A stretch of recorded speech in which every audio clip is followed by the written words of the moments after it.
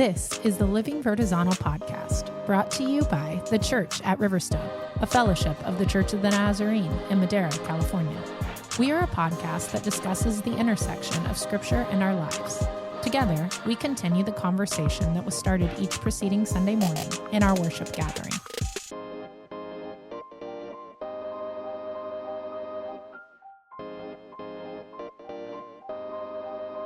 Hi, everybody. I'm Nick. And I'm Natasha. And we are the Living Vertizontal Podcast, with you this week to continue our journey through the Gospel of Luke together, as we've been doing now for some time.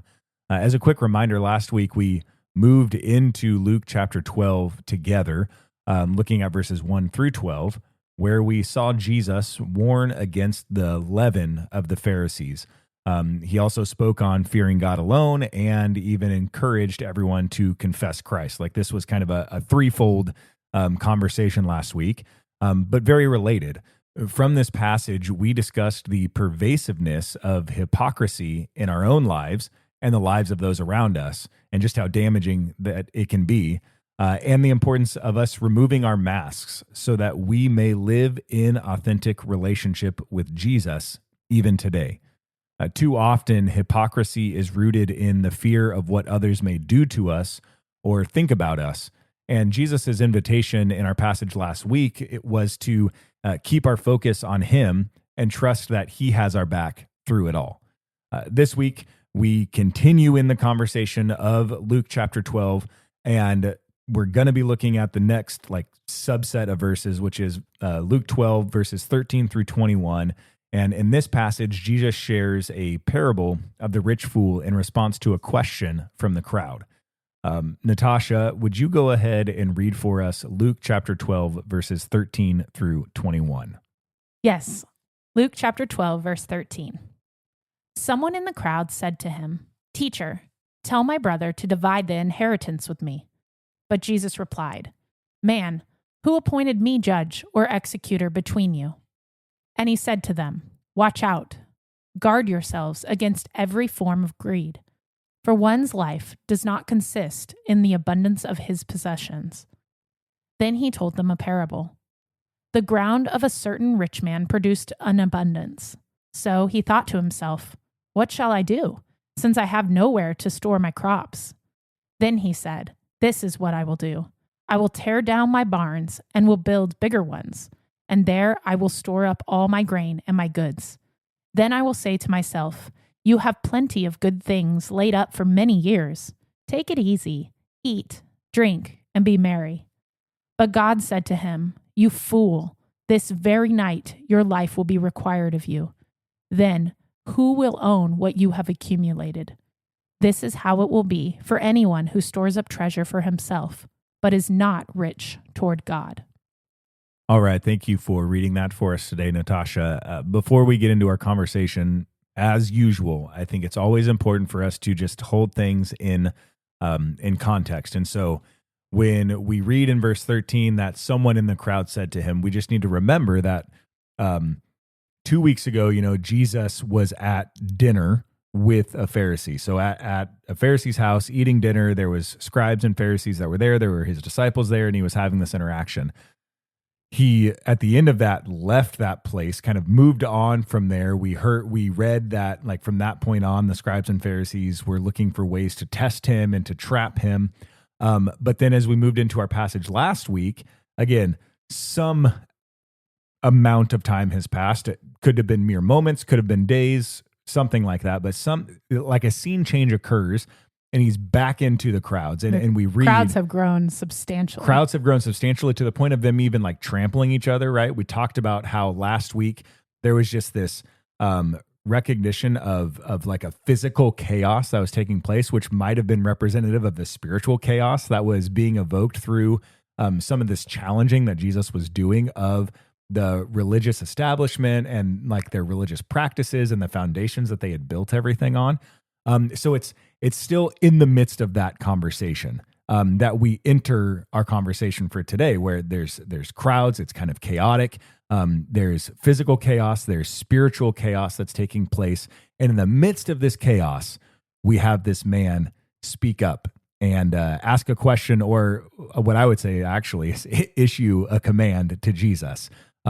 So with that in mind, as we move into this passage, what are we seeing? What's standing out to us? Where do we need to go?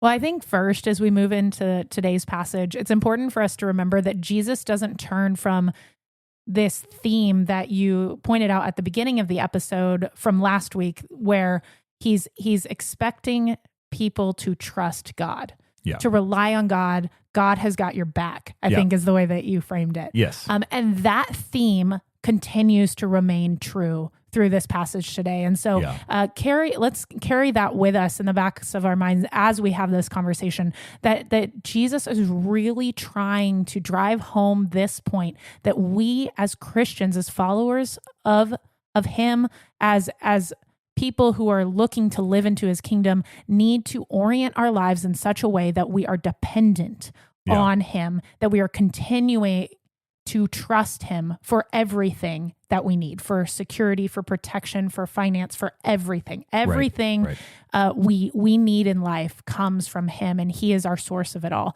And so let's just kind of carry that with us as we go into today's passage. That's a good call out. Today's passage, I think, is kind of a nice break from all the direct instruction that we've had to this point. Sure. Jesus starts it out with a warning, which is kind of a lot more like the direct instruction he's given. So in verse 15, he says, "Watch out, guard yourselves against every form of greed, for one's life does not consist in the abundance of his possessions." And that's kind of Jesus's like, okay, this is the thesis statement. Yeah, exactly. And so then he begins to tell a story. And if you've spent any time with us on the podcast at all, we've gone through a number of Jesus's parables, both in this series on Luke and then also previously in our series on Matthew. Mm-hmm. And parables kind of function to accomplish three main goals. The first is to illustrate a point. So we just declared what Jesus's thesis is. So that's what he's going to aim to illustrate that. So there's illustrate, and then there's expose.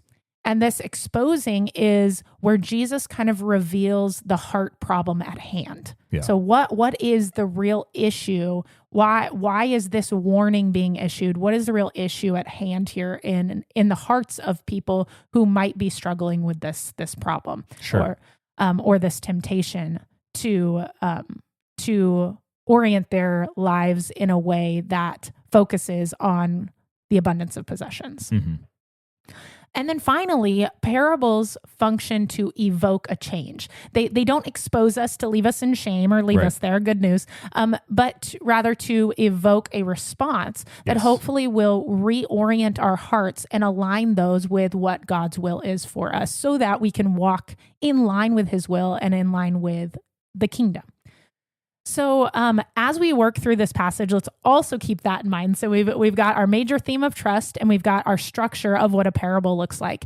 And so we have been given the thesis statement. And the first thing that Jesus does in his illustration is to point out focus problems. Mm-hmm. Focus problems that this particular hypothetical character has in this story, with the hope that it's going to expose a similar situation in the hearts of some of those who are listening on. Right. And the first focus problem we come to comes from the thoughts that he's thinking. So the ground of a certain rich man produced an abundance. So he thought to himself, "What shall I do, since I have nowhere to store my crops?"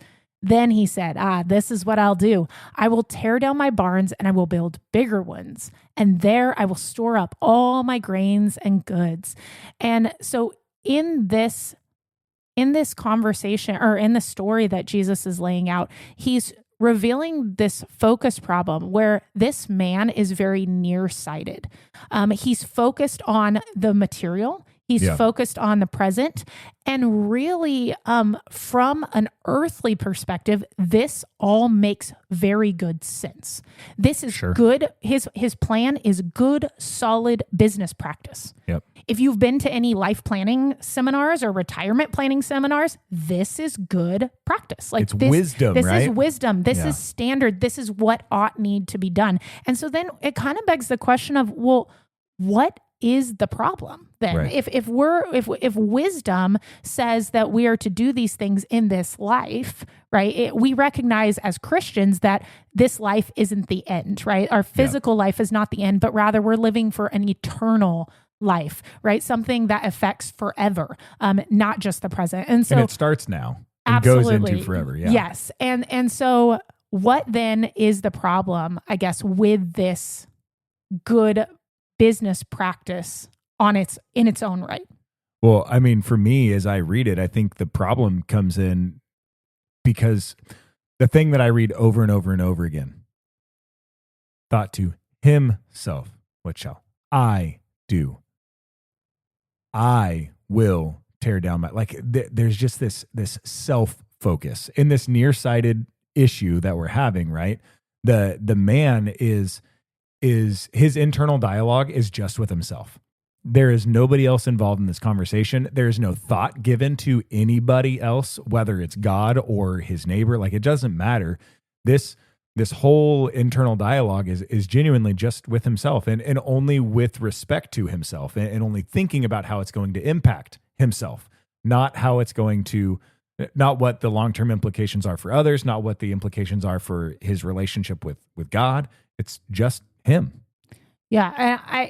I think that this is really, really important for us to hear, because we need to recognize that it's not being wealthy and successful in its own right that is the problem here. Right. That's the illustration that's being used. There's a wealthy person, but that in its own right is not the heart issue that's at hand.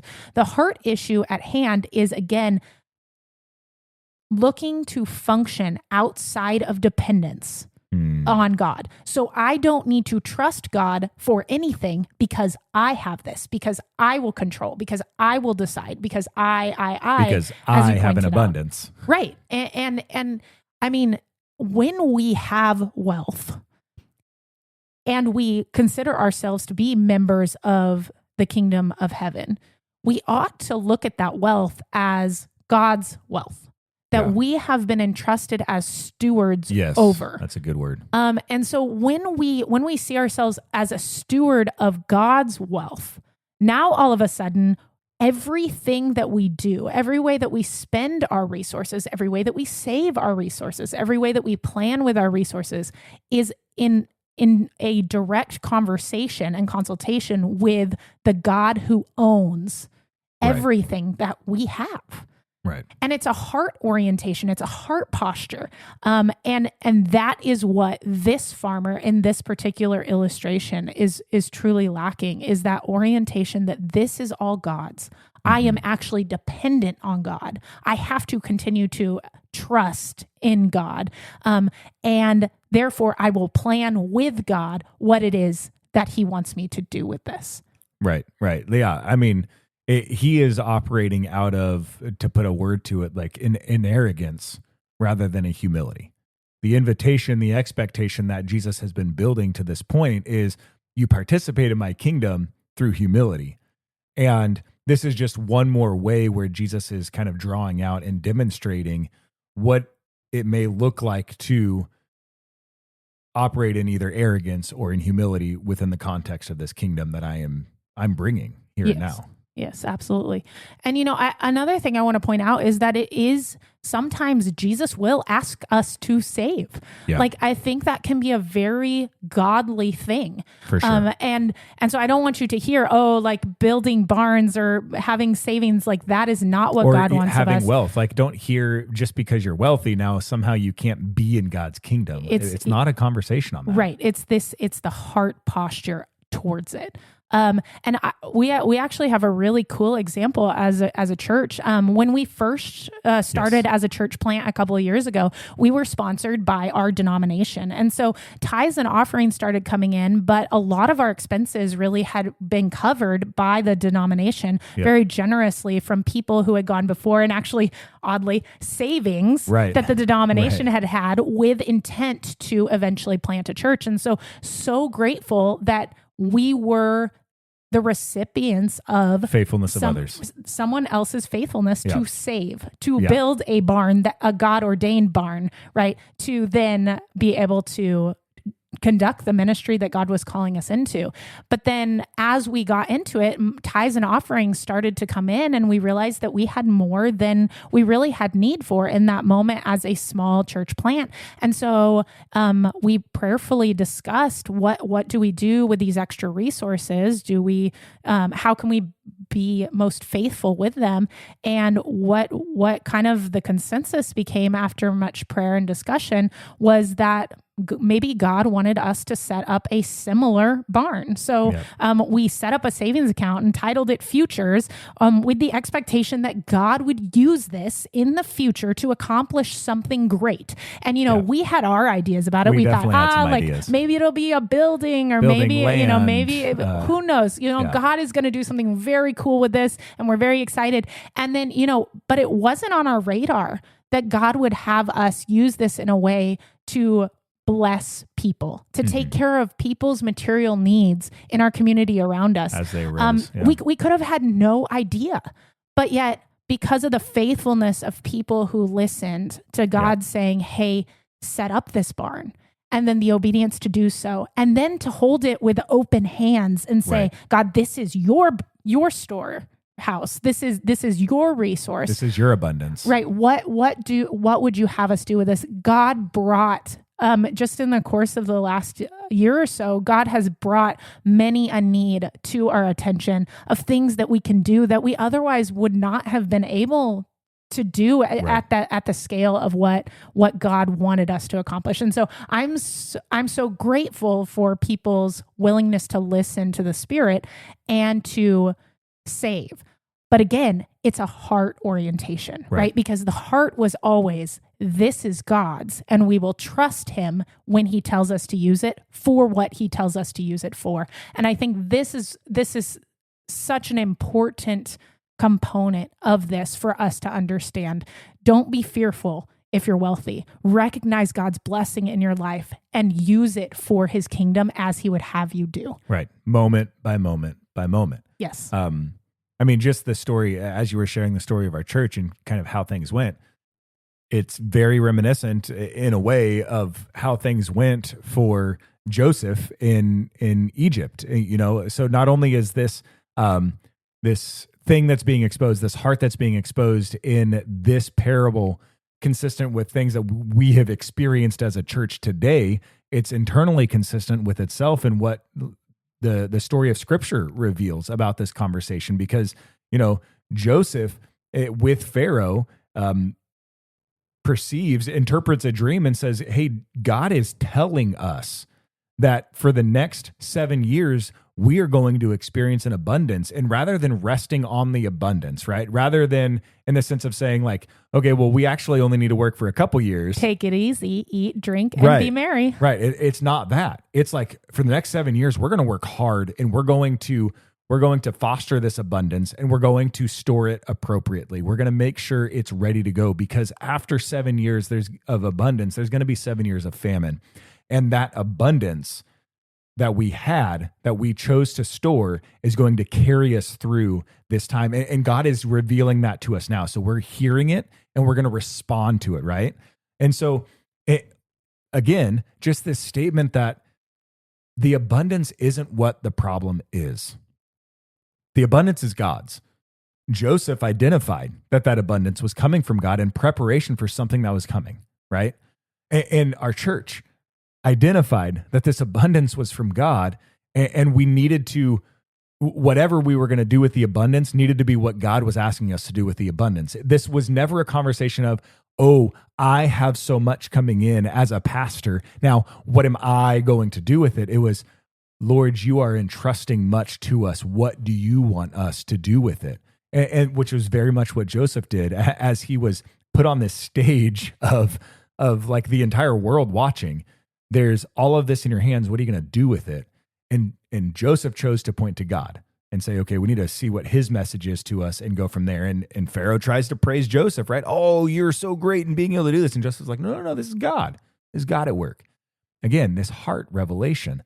And I think that, again, when we come back to this parable and what it's exposing, it is not exposing a problem with money on any level, in the sense of like money or wealth is wrong. or is a problem.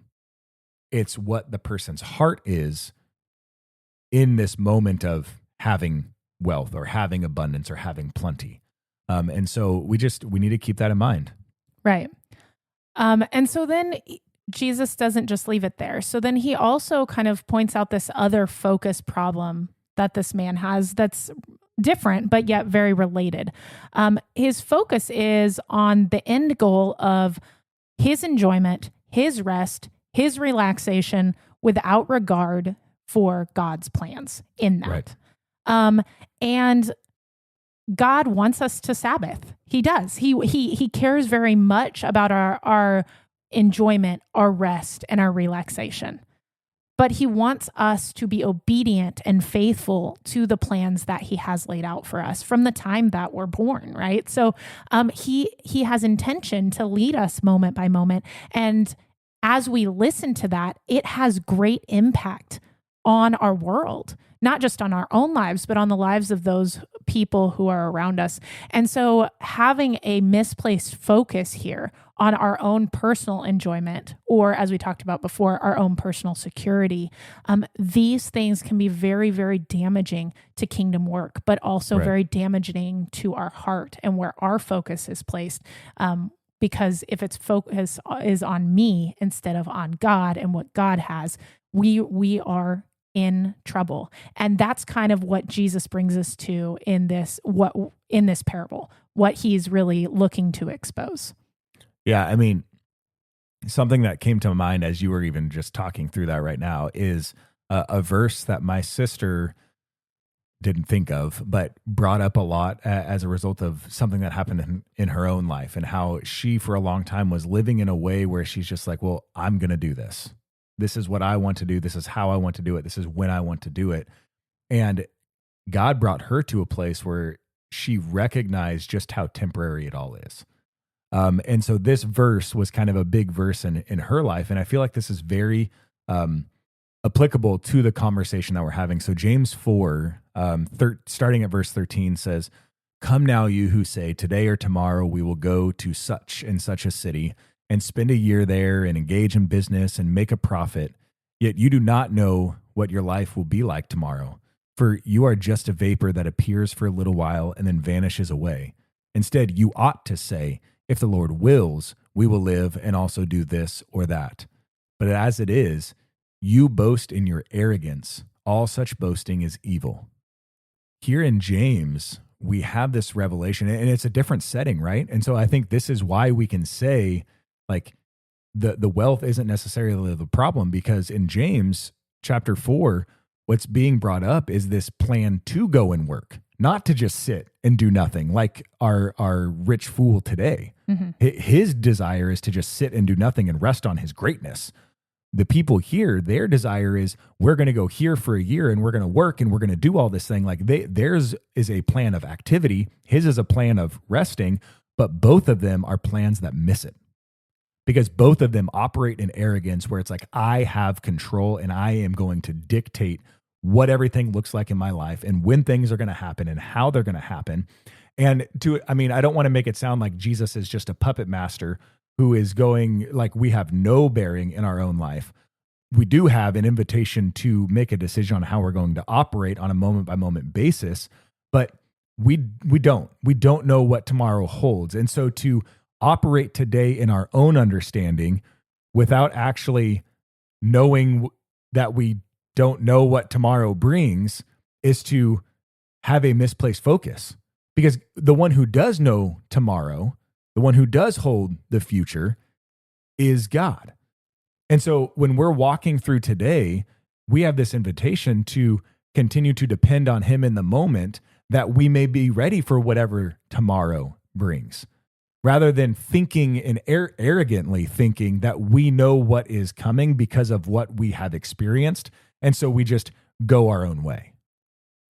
Right. And I mean, this is exactly what Jesus aims to point out, is they have this nearsighted focus problem, or this particular farmer has a nearsighted focus problem, and probably people in the crowd as well. Well, I mean, this is a parable that he's telling in response to the command that was issued to him earlier. So at least Jesus is perceiving that somebody's got this problem. Right. And then also, I think you really touched on this just a moment ago, the lack of eternal preparation. Yeah. And Jesus is so concerned about our eternal preparation and the eternal preparations being made on behalf of others in our world around us who haven't even recognized him yet. And so that's his heart, right? He died for this. He died for eternal preparation. And so for him to call people to eternal preparation is consistent with his life's message, ministry, and action.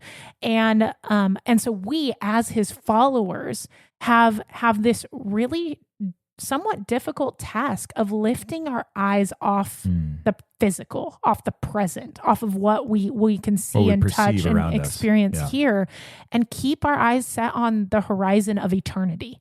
Because the reality is our life here is so short, it's so brief, it's so temporary, here today, gone tomorrow.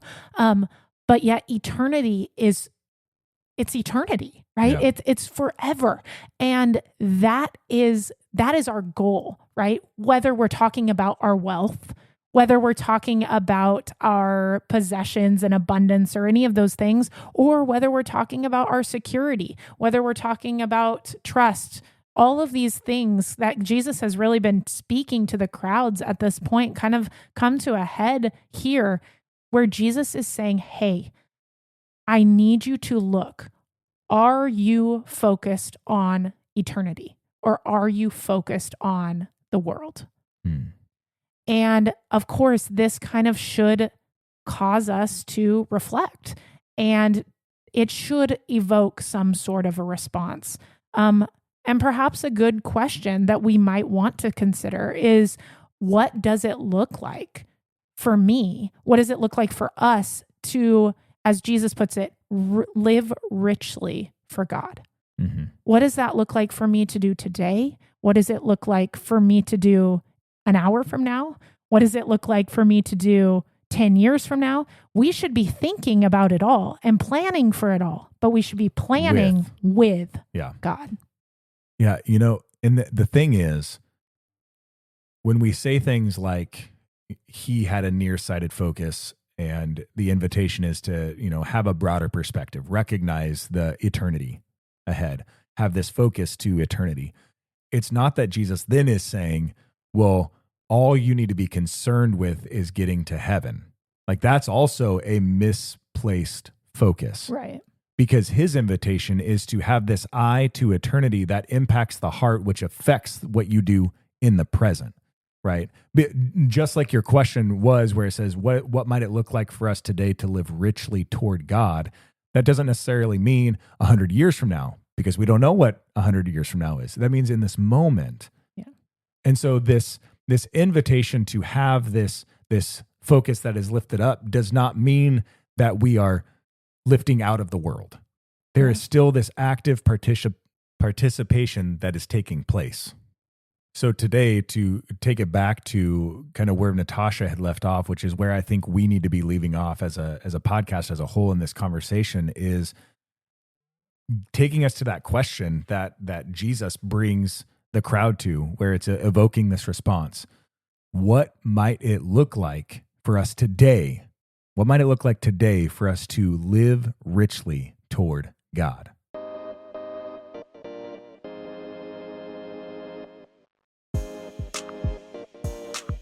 As you journey with us, we recommend purchasing Midweek Meditations, A Journey Through Luke Part 4, which is available for purchase on Amazon. Also, be sure to follow the Living Vertizontal podcast to stay current on all our new releases. To learn more about the Church at Riverstone, visit us at thechurchatriverstone.org.